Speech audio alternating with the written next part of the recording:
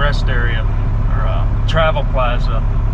We're on the Ohio Turnpike right now. I think this is like the third travel plaza you go by coming from Toledo.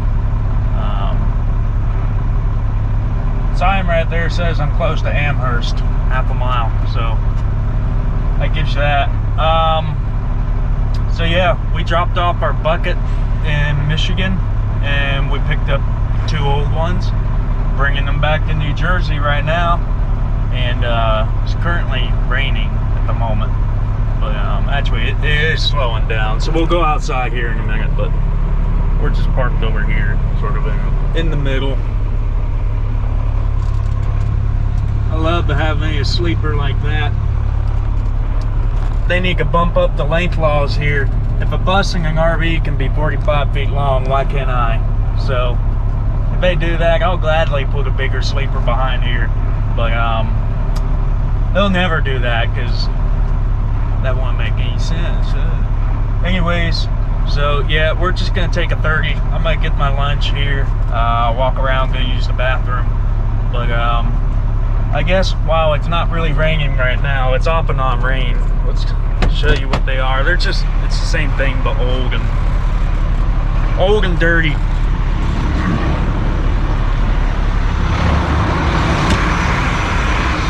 So there it is. Still got junk in there, but this one has the actual attachment and it's hydraulics, but the other one's the same as the well, they're both the same, but it just doesn't have that. So anyways, they're light enough, just 2 chains will work.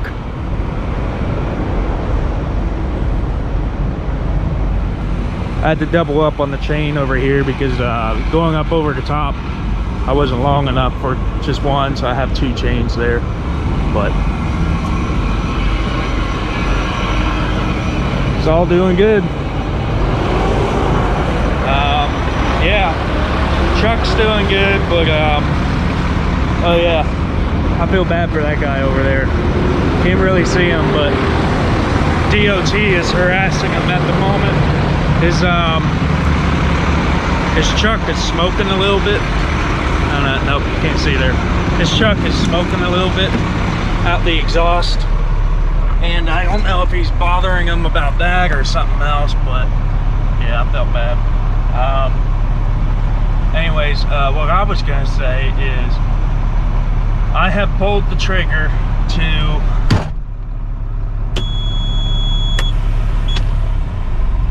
let's do that. I have pulled the trigger and ordered parts for a rebuild, or at least the mechanic is ordering the parts. It's time. I'm planning to do that by the end of this month because it's time. I'm not worried per se, but I am concerned, if that makes any sense.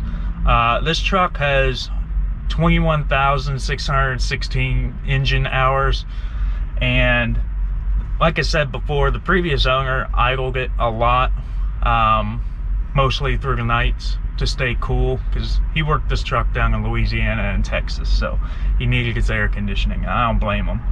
But because of that, it has a lot of engine hours, and I think if you do the math on that, like with an average speed of 40 miles an hour, that 21,000 hours equates to like 1.1 million miles or something like that. The truck itself is sitting just shy of 800,000. So overall, I think the engine did good. If you, I'm saying a lot. If you pull the engine oil cap off, you can tell there is blow by. It's not blowing a whole bunch of steam and smoke yet, but the cap does not stay on the tube. Like, it'll flutter and bounce off really easily.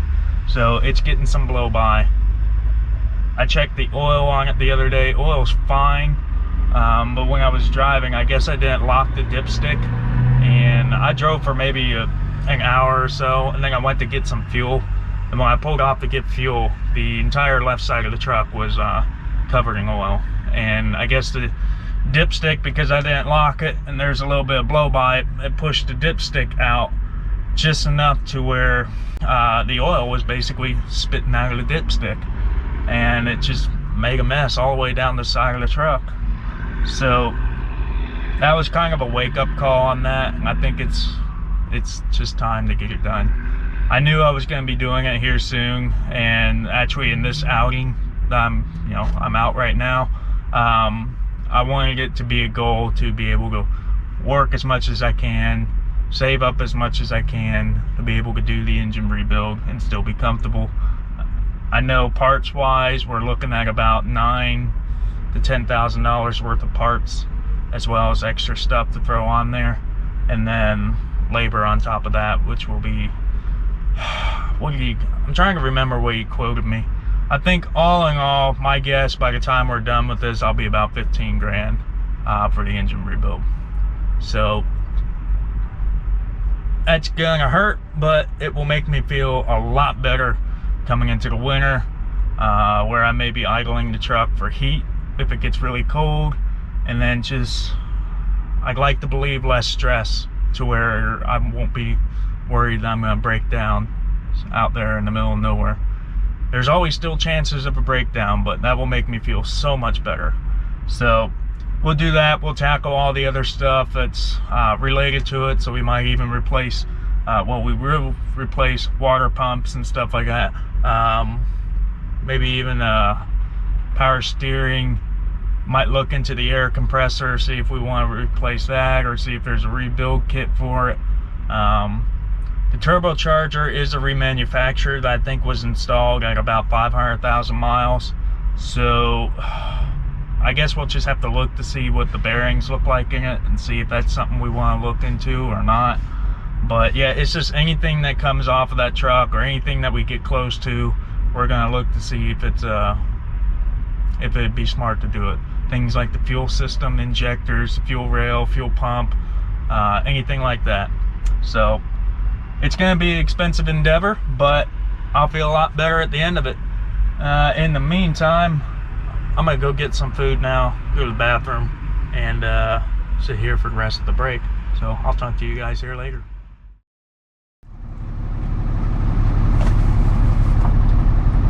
Alright. We took our little break. Got some lunch. Popeyes, because everything else in there was closed. The Burger King was open, but I didn't really want Burger King, so Popeyes it was. Just gonna pull back up like that, put you down there. We're gonna get out of here. So our goal, we're gonna get back over to Mifflinville, where we stayed on Friday, I think it was. Yeah, Friday. Before coming out here to Michigan. So we're gonna get there. GPS says around 5:30, 6 o'clock, so shouldn't be too bad. I will eventually need fuel once I'm out there. I'm above a half a tank right now, and I could fill up out here where it's cheaper, but that's only about 50 gallons if I were to, and that's kind of pointless to me at the moment. So I'll wait till I get out there. There's an RTS fleet fueling gas station out there that I can get fuel at, and it'll be a little cheaper. I think it's like going price is like $3.60 something. I'm not a fan of that, but it is what it is. Pennsylvania sucks for fuel prices. I think without any type of discounts, most of the fuel prices out there are creeping up on $4 a gallon. So that kind of hurts, but that's the goal. We'll get fuel there either when we first roll in or when we leave in the morning, and then make our delivery, because we'll be about from there 3 hours away. I only have 6 hours left of my drive time, and it's a 5 hour 9 minute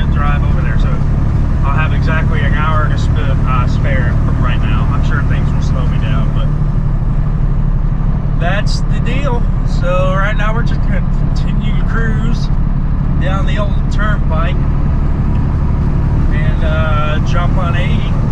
Well, we are on 80. Jump off of the turnpike, continue on 80, and post up for the rest of the night. So it should be an easy day. I see more rain right on our tail. Got out of there just in time. But traffic everywhere. I'm guessing it's this construction zone where it's only 2 lanes, but everyone's bumper to bumper right now, all the way up and back. So I don't know how that happened.